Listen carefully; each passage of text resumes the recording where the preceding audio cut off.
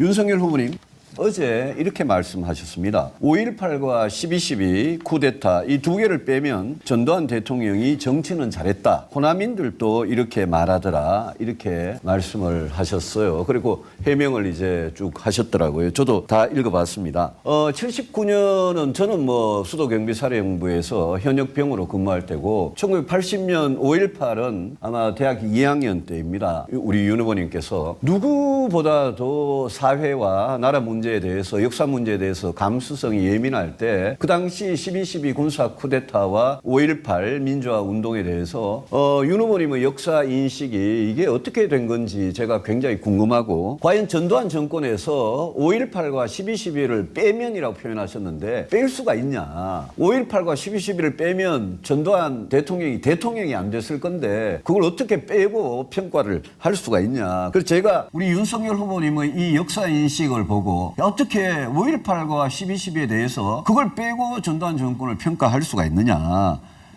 이게 완전히 오공을 수호하고 독재를 수호하는 거 아니냐 이런 생각이 든단 말입니다. 우리 윤석열 후보님께 묻겠습니다. 박정희 대통령과 전두환 대통령의 차이에 대해서 묻고 싶습니다. 박정희 대통령에 대해서는 우리 국민들이 공과 과가 있었다 이렇게 평가를 하는데 전두환 대통령에 대해서는 그렇게 평가조차 하지 않습니다. 그 차이가 뭔지 아십니까? 말씀을 해보시죠.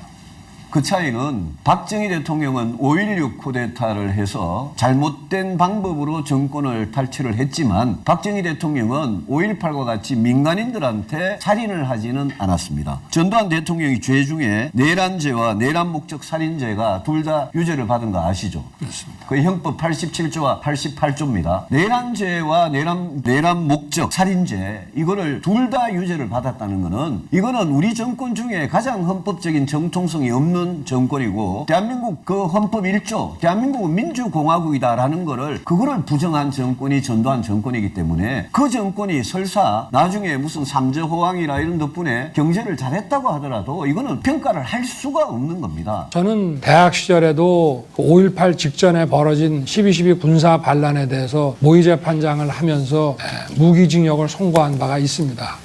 그때나 지금이나 제가 5.18, 12.12에 대한 역사인식은 변함이 없고요. 그리고 어제 제가 말씀하신 건 앞에만 뚝 잘라서 말씀을 하시는데 다 봤습니다. 다 봤습니다. 아니 그러니까 다 보시고 봤고요. 그렇게 말씀을 하신다면은 아니 40년 전에 그러니까 제가 잠깐 말을 하게 시간을 좀 주셔야죠. 모의재판을 하신 걸 저한테 가지고 모의재판이라는 거 연극이에요. 연극이라 하더라도 그 역사 인식을 담고 그러면 그 학생 때의 그런 걸 갖고 있는 거지. 근데 5.18을 빼면이라는 게 이런 표현이 그러면 정당하다고 보십니까? 아니 그러니까 저한테 얘기를 할 수 있는 시간은 어떻게 5.18을 빼면이라고 말씀하실 수 있냐 이거죠. 참. 아니 그럼 제 얘기가 그 뒤에 있지 않습니까? 뒤에 뭐가 이게 사람 잘 쓴 거예요. 대통령으로서 국민의 민생을 챙기고 청년 일자리를 만들고 이러기 위해서는 정말 수단과 방법을 가리지 말아야 하고 어떤 정부든 업무 방식이나 정책에 있어서 잘된 게 있으면은 뽑아서 써야 된다는 차원의 말씀입니다. 잘된 게 뭐가 잘 됐습니까? 아니 그러고 정치를 잘했다고 이야기하시는데 전두환 정권 때 정치를 인권 탄압, 야당 탄압, 언론 탄압 그거 다 했는데 거기서 무슨 말하는 정치라고 하는 것은 그 최고의 전문가를 뽑아서 맡기는 이 위임의 정치라는 말씀이죠. 제가 얘기한 거를 다 듣고서 그런 식으로 곡해를 해서 계속 말씀을 하시면은 윤 후보님은 말을 너무 함부로 하시고는 계속 여기 나와서는 상대방한테 잘라서 얘기하는 오해한다 계속 그러세요. 아니 계속 잘라서 얘기를 하시지 않습니까? 네. 아닙니다. 그걸 어떻게 국민들이 다 보시는데 그걸 잘라서 유승민 후보님. 다만 이 5.18 피해자분들께서 아직도 그런 트라우마를 가지고 계시기 때문에 제가 경선이 끝나면 광주에 달려가서 그리고 그분들을 더 제가 과거에 했던 것 이상으로 더 따뜻하게 그분들을 위로하고 보듬겠습니다. 그 당시 검사들의 회식에 참석을 한 적이 있습니다. 2020년 3월 19일. 그때 이제 윤석열 총장이 주재하는 회식이었는데 거기에서 윤석열 총장의 발언들이 그냥 와, 난 진짜 깜짝깜짝 놀랄 만한 상황이거든요. 검찰청 회식 자리에서 윤석열 총장이 방상훈 조선일보 회장을 만났을 때를 막 얘기하면서 이렇게 얘기를 했다는 겁니다. 내가 만약 육사에 갔다면 쿠데타를 했을 것이다. 했을 것 같아. 야, 좀 가만히 계세요. 예전 쿠데타는 중령들이 했다. 검찰로 치면 부장검사다. 아, 그 시절로 돌아가고 싶다. 와, 이거 진짜 이거 심각한 발언 아닙니까? 사실은 네. 미친 거 아닙니까? 와. 야, 자막 넣어라, 자막 넣어. 근데 저는 그 말들을 이제 사람의 이제 어떤 술자 사석에 나오는 권력 의지를 표출하는 발언으로 받아들이지 않았어요. 굉장히 실감난 그렇죠. 어떤 진위가 표명되는 것으로 제가 받아들였어요. 와. 이 항상 이 권력의 최정점들을 수사를 했었잖아요. MB도 수사했고 그쵸. 뭐 대법원장도 구속을 해봤고 뭐 구속시켜 봤잖아요. 네. 이런 검찰 내부의 어떤 말들을 들은 적이 있습니다.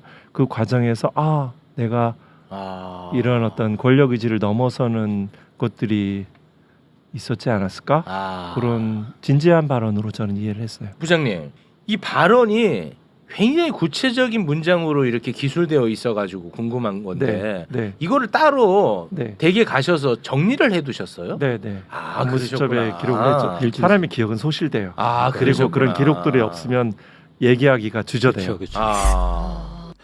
이 얘기를 꼭 해야 될 것 같아요. 왜냐면 저희가 취재 중인 게 있는데 이제 따로 취재 중인 게 있습니다. 이제 지금 뭐 탄핵 국면 다 넘어가고 하면 그동안 나오지 못했던 여러 가지 윤석열 씨에 대한 것들이 막 나올 겁니다. 그거를 저 취재하고 있는데 좀 용기를 내셨으면 해서 말씀을 드리는 거고, 이태원 참사 당시 때 그 긴급 대통령 주재 긴급 회의가 있었어요. 그 당시의 기록을 가지고 있는 사람이 있습니다. 용기를 좀 내시면 좋을 것 같아요. 참석했던 사람 중에. 네. 근데 우리가 보면 경악할 내용이에요. 네, 그렇다고 알고 있습니다. 윤석열 대통령이 윤석열 씨가 지킨. 그 제가- 참사 당시에 도대체 어떤 지시를 내렸고 네. 어떤 말을 했고 그거를 보면은 정확하게 윤석열 씨가 어떻게 국정 운영을 했고 이 나라를 어떻게 바라보고 있었는지에 대해서 알 수 있을 거다. 라고 제보를 받았고. 네, 사실 이거는 다른 그 제보자나 취재원에게 말하지 않고 제가 밝히는 건데 이 자리에서, 왜냐면은 이 여론을 좀 보시면 좋을 것 같아요. 지금 올라오는 댓글들이나 어떤 사람들이 생각하는 것들을. 이거는 빨리 그 제보를 확보해서 그것이 메모의 형식인지 뭐 녹음의 형식인지 모르겠는데 빨리 확보해서 공개해야 되겠는데. 네, 메모의 형식은 아닙니다. 기록입니다, 기록. 기록이에요? 네. 그렇게 제보를 받으셨고. 네, 그러니까 저도 이제 접촉을 하고 있어요. 그분을 그게 가지고 있다는 사람과. 근데 그분이 이제 용기를 못 내고 있는 상황이어서. 지금 이 국면에서도? 그러니까요. 예, 그게 사람들의 생각과 다를 수 있습니다. 당사자는. 그래서 제가 여기서 말씀을 드리는 거고, 조금만 용기를 내주시라. 그리고 이게 왜 중요한 거냐면 이태원 참사 유족분들에게 굉장히 도움이 되는 영상이거든요. 예. 자, 요거 빨리 확보해 주셔. 제가 보기에는 지금 말씀하신 거는 빨리 해야 되겠다. 네, 빨리 하려고 노력하고 있습니다. 그 집 앞에 가서 들어 누우세요. 몇 번 그렇게 했어요, 사실. 박현광 기자가 큰 특종을 할 수도 있겠고, 특종의 문제가 아니라 도대체 우리가 어떤 정권을 상대했고 네, 이 자를 왜 탄핵해야 되는지에 대한 근거가 또 하나의 근거가 되는 거 아니에요. 맞습니다. 돌아오려고 하고 있어요 지금. 국민의힘이 그걸 돕고 있어요. 상상할 수 없는데 이런 일을 겪어도 다시 돌아오게 만들려고 하고 있다는 게 이게 말이나 됩니까 이게?